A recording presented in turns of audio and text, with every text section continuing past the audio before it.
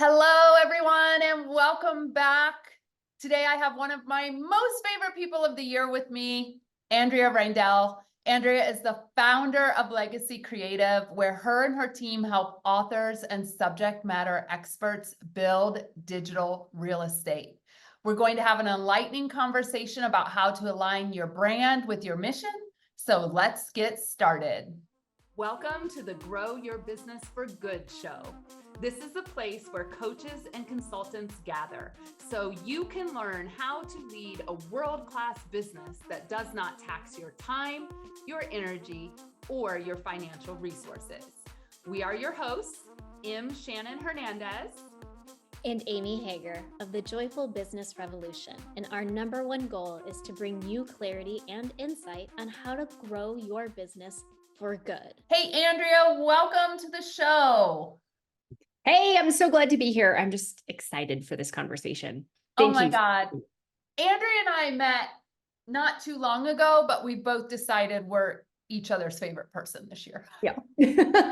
You're still my favorite person that I've met this year. So we're good. Oh my God. And the year is moving on. So what an honor. Totally. Still in May. So y'all, Andrea is super fun guest. We're going to talk about, her mission, which is to simplify the complicated jargon that overpromises and instead pave the path for people with big ideas and teams and support them to help bring their visions to life. She does this by creating a plan. I love me a good plan. Adding timelines and budgets. I love me a good timeline. And making it real. And she and her team at Legacy Creative love to take chaos and tame it into common sense business practices that are end user friendly and rich in quality experiences. Andrea is also a single mom with 2 teenagers. Running a business and running a family feels like a parallel experience to her most days. And Andrea believes if you can do one, you can likely do the other. So Andrea, I am so happy you are here today with us. Thank you. I'm so excited to be here. Let's jump right in. So what do you wish more people knew about branding? So the thing I wish more people understood about branding is that it gets to be simple.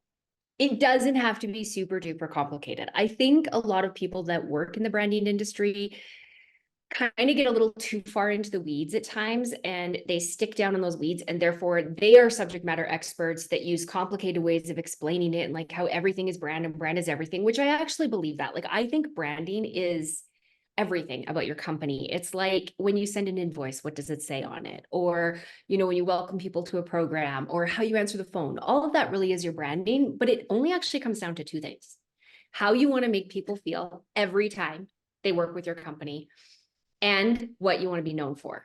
And if you can get those 2 things clear, then it starts to inform all the other little tiny decisions that we as business owners get to make all the time, every day. But you can make them in alignment with those 2 things. How do I want people to feel? And what do I want to be known for? And I think those are like at the highest sense, what branding is. And so what I wish more people knew is that it can be more simple than branding experts make it seem. Mm-hmm. Well, I heard a quote once. I'd love to get your take on it. And it was, which it actually resonated with me. Your brand is what people say to you when you're not around, or say what they say about when you're not around, right? Yeah. It's your brand lives in like the heart of other people. That's how I say that same thing. It's the total same thing. I think your brand lives in, when they walk away, how do they feel about themselves and what's their relationship to you? Like, what's their relationship to you and your company? So if you're a Starbucks drinker and your ritual in the morning is to like go and start your day with your Starbucks, which I'm not that person, but if you were, that's fine. Your brand and your relationship with Starbucks is your relationship with Starbucks, right? And Starbucks just continues to show up consistent all the time, doing the same thing that they do. And so I think that it often does live in the heart of your ideal customer, right? And the person who like jams with you and resonates with you, especially in smaller businesses, like the person who really gets you on a values level. Yeah. Let's tell a story right quick. This is going to be kind of fun. Can you paint a picture of somebody who's complicated the shit out of branding? Yeah. So first of all, paint a picture. Yeah, of course I can. Yeah. So the people that complicate branding are where they overthink every little thing without making just a couple of key big decisions, right? So there's like some foundational decisions that you should make. So it is that, like, who are you and what's your business? And then who's your customer and how do you want to make them feel? And then what do you want them saying about you? Right? What do you want to be known for? And all of that should be in a few small words, like how you want to make them feel. Like for you, it's joyfully ignited, right? Like you want people to feel joyful and alive. Like I know your brand is the Joyful Business Revolution, but you also want people to feel like expansive, right? That's my guess. I don't know that. Yes, I know that because that's how you make people feel like it's possible, it's expansive. And then what do you want to be known for? Email marketing. Right? You don't need to be known for every other little thing. You're like, I want to be known for the best email marketing possible and for organic marketing, right? So it's not like you want to be known for every little thing and funnel building and you want to be known for email marketing and organic marketing. And so that is good branding. Bad branding, what makes it complicated? Well, when they overthink things, when they give you like some big complicated metrics of words and feelings and want you to kind of like figure out where you're going to go in the words and the feelings, when they can't put it towards an action, like somebody who's like, oh, here's your branding. We want people to feel this. I know I was working with someone years ago and they wanted us to edit a video, right? And every video that came back to them, they're like, it doesn't feel right. It doesn't feel right. But they couldn't give us examples of what did feel right. And they couldn't say what didn't feel right about it. They just didn't like the way that it felt. And I think that's where a lot of branding is. It's like people say that it's about how they feel, but they can't give you any instructions on it. Yeah. Does that answer your question about how to make it complicated? Absolutely. And one of the things I want to just ask and really talk about here is you're the last interview. You're the interview which finishes out this season when we've been talking about the expand method, right? And how to think about the EXPAND. We've covered all of that in all the previous episodes, and how to think about expanding your business and in terms of lots of areas, thinking about profit, right, over revenue. One-to-many selling, perhaps via webinars or workshops or using email marketing or something like that. So, and this, I think this is tricky, all right? And I've never asked a branding person this, so I can't wait to see. Her ears popped up, y'all. I'm like, oh no. Yeah, I can't wait to see your answer. Once somebody has a viable business, all right, and let's just kind of reframe what I think that is. They have an offer that is validated, that is selling, that has results. They've got a few systems in place. They are ready to grow. All right. So, okay. At what point does someone need to think about the next level of branding to get them where they want to be in terms of the expand method or expanding their business?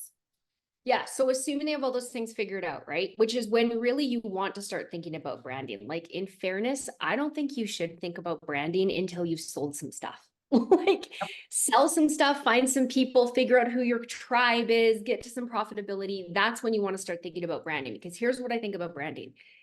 It's not something that you completely make up as the business owner. It's something that's co-created with your clients. It's something that's co-created in the community that you build. So your job is to observe it and to stand like to have a vision, but then to define and design and document what is in your brand. So that means the part of when they should be thinking about it is when you, the subject matter expert or the author, are no longer the only one who touches your business and your clients. Because branding is about so other people can help you spread the same message. right? Yeah. So defining it and documenting it, like we actually create brand guides with people, but a lot of times if you've seen a brand guide, you might be looking at it and thinking like, oh, that's a logo guide, right? It's like a visual thing. It's like, here's your colors and your fonts and your logos. That's not what I think a brand guide is. That's part of a brand guide. And I think part of a brand is your colors and your fonts and that. But what it really is things like we always want to make people feel this way. And the message that we're sharing are these 4 pillars or 5 pillars, whatever your messaging pillars are. When we answer the phone, this is what we say. You know, little simple things like our address is on there, and so is our customer service. You know, all the pieces that you need in order to help someone help you operate your business should go in your brand guide, because that's how you do business around that. So my thoughts are you want to invest in it when you have a little bit of extra money to invest, because it's not totally free and it takes some time and money. And by a little bit, I mean like, you know, somewhere between $5,000 and $15,000. I don't think like, I know there's people that are like more than that for a lot more, but you can get the core fundamentals done and documented. And then after that, everything you create is in alignment with that guide. And that's really when I think you should be looking at it. So probably, I don't know, I don't want to put a number on it because every business's number is different, right? But when you have some profit in your business to be able to invest in it is when you want to. Yeah. Okay, good. You totally, excuse me, you totally validated what I've been thinking for 13 years. So, yay. And that is, you know, just in Shannon candor and honesty, sometimes I think people spend way too much time and money thinking about the brand instead of actually getting some damn messaging in order, getting their offer out, selling it, tweaking it, getting testimonials. They're over here like thinking about the website and the logo and all the graphics. And I'm like, come on, people, you cannot put the cart before the horse. Honestly. Totally not. And like sometimes a logo from Fiverr is sufficient, or like an AI generated logo. All you need is like your name and something that looks pretty. And then you can go on Pinterest and you can grab a color palette that you like. Start with that font selection that you like. You don't need it to be more complicated than that to start with. And then get clear about what do you love and desire as the creator, and what does your audience need? So I'll give you an example. We have a program that we run and it's called Make It Clear. However, I wanted to call it strategic direction because to me, that's what it is. At the end of the program, you know strategically what you need to do and how to give direction to your people, right? So I wanted to call it strategic direction, but I ran it by like 10 of my ideal clients and I asked them, and what they all said back to me is, I just need clarity. Like, I don't know where I'm going, so I need clarity. And when I asked and tested the 2 names against each other, surprise, Make It Clear did better than strategic direction, which when I say it now is kind of funny. I probably should have done that. I know, because I'm So sitting I'm here totally thinking, from one strategist to another, I'm like, I like strategic direction, but they don't freaking understand what the hell we're talking about. And furthermore, it sounds like I'm going to like tie you up and torture you with strategic direction versus Make It Clear sounds light and fun, right? So I do totally agree with you. Like, it's worth doing a little bit of thinking on your branding up front. Get clear on, you know, who do you want to serve and who are you and all that stuff. Then go and test your offer until you're making some profit. And then back it up and say, now I know what to include and what to exclude. And what is my community saying really resonates with them? And what are people willing to pay me for versus not willing to pay me for? And then build a brand around that. Yeah. All right. So let's talk about like the opposite of this, I think, is when do you know a rebrand is needed? So you've been in business for however long, like things are moving along, the money's fine. Oh God, I think I need a rebrand. Why would people consider a rebrand?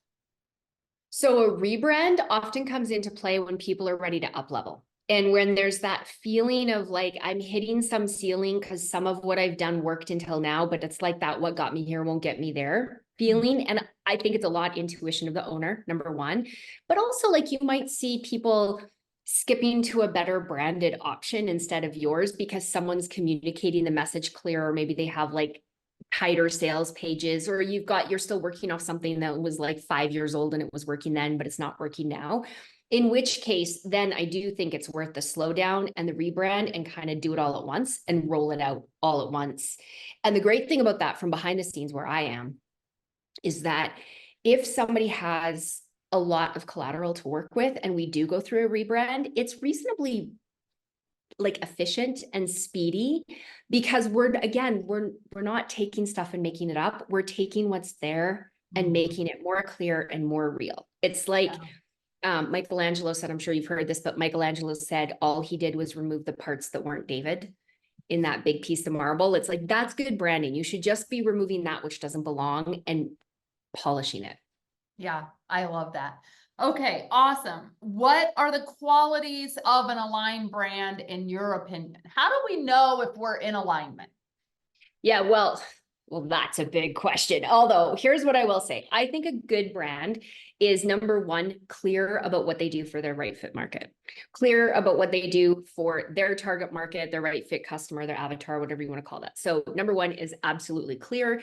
And by that, you should be able to fill out that classic statement of like, I help X get Y result. You know, like I help authors and subject matter experts build profitable businesses or build digital real estate or whatever it is that you do. So I think that's really important. The next thing is that you are super consistent. So this comes down to things like naming conventions. So I know you always have Shannon Hernandez as your name, right? You always have the M on the top, on the front of it, and it's consistent everywhere. So that's one place, but you also want to think about things like, do you know what a lot of people struggle with their brand is what's their title? Yeah. That's one of the things. In fact, I'm sure you have the same conversation. Like, are you a strategist? Are you a consultant? Are you a guide or a mentor, a counselor, whatever? And so it's important that I think you have consistency amongst those things. That's some qualities of a really clear brand where it's just the same experience all the time. And this does come down to graphics and the way your workbooks are laid out and the way your web pages are and what's showing up on social media, and, you know, consistent with a little bit of surprise, but mostly consistent. And then the third one is compelling, that you have actually spent the time to sit and make it interesting and make it resonate with your audience. You know, like I gave the example of strategic direction versus make it clear. We just do better with that, make it clear. When I started calling it that and people started being attracted to us, I was like, right away, my close rate went through the roof because it was clear to them. No pun. I don't know. It just, that's part of making it compelling, is you have to use language that's going to resonate with your audience. Yes. Oh my gosh. Which brings me to why I'm putting you on the show in this season, is because we talk a lot about marketing, and there is a lot of overlap between messaging, marketing, and branding. Like, what are you calling yourself? What do your social media profiles say? What I help blank do blank without blank, right? So I guess one of the biggest questions people might be wondering is, and if you need to, y'all, rewind and listen to what we just said. But do I need messaging help or do I need branding help?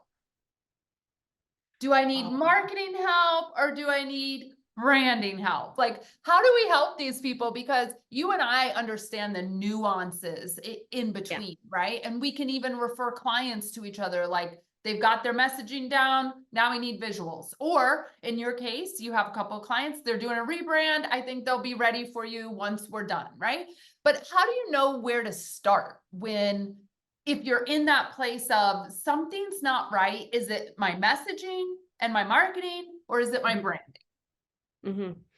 So I think, assuming you have an offer that works, right? Like, and if you had an offer that works and then maybe it's like not doing as well, or you're not converting as many people as possible. You're right. There is a real overlap between the two, but here's what I think. Branding is about a feeling and marketing always has a motive. So in a lot of ways, branding doesn't actually have a motive the same way, right? Like it's not like it's going to look at, okay, what's your conversion rate here, here, and here. It's about what do you want people to feel and what do you want people to know you for? What solution are you solving for those people? That's not really marketing. Marketing will have a motive. It has, like, I mean, you and I work together enough that you're really good at the strategy of, okay, number one is you're going to re-engage your list. And then number two is you're going to send out this many emails. And then number three is you're going to make this offer. And like, that's marketing because there's always a motive to it. And so I frequently think branding goes before marketing because then you know where to drive the motive, right? Like, you know what the motive is and how you want people to feel and what you're clear about. Now, on the flip side, if you're really clear with branding, but you have no offer, like, that's not going to work. You really need an offer. Yeah. So did And that it answer your needs to be question? validated. So if you Yeah. missed that whole part, rewind. Like, You think how about many- branding after the little logo that you can create and the little colors you can pick. It's time to think about branding after you have an offer, messaging that sells the offer, client results with the offer, and now you're ready to think about doing more of that. Yeah. And what a good brand strategist will do is they'll walk in and they'll look at, like, personally, I love to work with someone who's already got client results and already has success, because then I can look at it and say with fresh eyes, what's working in here, what's not working in here. Let me read your testimonials and see what people are saying. Let me look at like what's going on in your community that maybe is my fresh eyes that you can't see. And then from the outside looking in, you know what a lot of us do is that we think we're saying one thing, but actually we're saying something different, right? Yeah. Or we think people understand, like, oh, we're really clear about this. Well, fresh eyes come in and say, you're totally missing this obvious thing that you're doing really well. Usually I think it's very obvious frequently that it's actually right in front of you because you have enough things going on. Yeah, I love that. So just a quick story. We rebranded to Joyful Business Revolution. It was, I don't know, 3 years, 2.5, 3 years now. And I knew it was time for a rebrand for a couple of reasons. One was I had hired a salesperson. My company name was mshannonhernandez.com. And now everyone's like, where's Shannon? Like, yeah, totally. Yep. the brand is like named Shannon, and Shannon is not doing sales anymore, right? So, gosh, that was a good lesson in me. Of course, you know, that was 11 years in business. It took me, you know, to get to the point where I wanted that. And just so you know, you'll be the first to know, we've just hired our second salesperson yesterday. Excellent. So that was good. But the other thing that I did that informed the rebrand, besides there was just this disconnect, is I went and read a whole bunch of testimonials. And I went and read them not to see like how great our results were, but to see if I saw any words that were repeated that I hadn't noticed before. And one of the things that came up as I was doing this exercise is people said over and over, and I hadn't caught it before, you helped me find joy again, or you helped my business be joyful again. And that was the moment for me where I was like, oh my God, am I really going to be like this bold, like joyful business revolution? And I sat with that for a while, and then I'm like, yes, if not me, who? Yeah, totally. And that's what I mean. Like, fresh eyes looking at something, you can look in and see what's working already in a business and how can you make it bigger. And that piece about like, once you've grown past what you can do, when you are personally branded to something else, then it's worth looking at, how do I create something bigger than me? How do I create something that has arms longer than I'm going to be able to reach? And a lot of that comes down to your branding, but also your content and your models. And, you know, what are you sharing with your community so that it isn't all about just you as the owner? Absolutely. So what can our audience do? What is one thing our listeners could do to align their brand right now, even if it's feeling overwhelming to them? Yeah, so if it's feeling overwhelming and they're like, where do I start with this? I'd go back to that exercise of, what do you want to be known for? And this has to be something like tangible, not like the, you know, oh man, I can't think of a non-tangible thing, but you want to have a word that people understand, like a leadership expert or you know, email marketing expert, or something that people already understand, that what do you want to be known for thing. And probably go down the exercise of attach a label to it. Are you a strategist? Are you a consultant? I was just talking to somebody today that was saying, like, it was a big aha for her when she said, oh, I'm just a consultant, right? Like, not just, but that she's like, that's what I actually want to do is consult. And yet she was using all these airy fairy words that had no clarity to what, like, at the end of the year, when you go do your taxes and the accountant's like, what was this line item for? They don't want something that's not understandable by an accountant. Oh, consulting, clear, it goes in this box, right? Like, Yeah, viable business expense. You want to be a viable business expense to people. absolutely. So that's number one. Go get clear about that. Number two, how do you want people to feel? And so now you get to go into the squishy, smushy, funny words of feeling that. And it's probably 2 or 3 feelings put together every single time they interact with you. Once you have those two, then take some time and look back at what you're currently doing and just make little updates, like update your LinkedIn bio, update the header on your website, maybe take a look at who your emails are coming from. Does that make sense? What's in the footer of your email? How are you signing off? Because once you're clear, those little decisions get actually not overwhelming because they're doing the same thing over and over again. Yeah, absolutely. What about, okay, this is interesting. There's a comment, I haven't made it over there yet, in my Facebook group today on a thread. And the comment is, where do I start cleaning up my platforms so everything feels cohesive? That's the question that came in today. It's a great question. Great question. So I'm going to test with you, the branding person, what I would say to this person, what I plan on saying when I go over there. Because telling her, whatever, people need tangible things when they're over.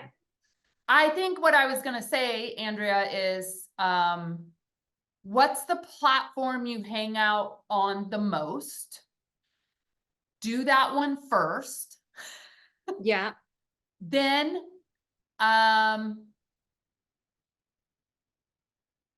mean, I don't even have enough information on this person to tell her what else to do next. That's part of it, right? Like, I don't know, is she talking about her website? Is she talking about 5?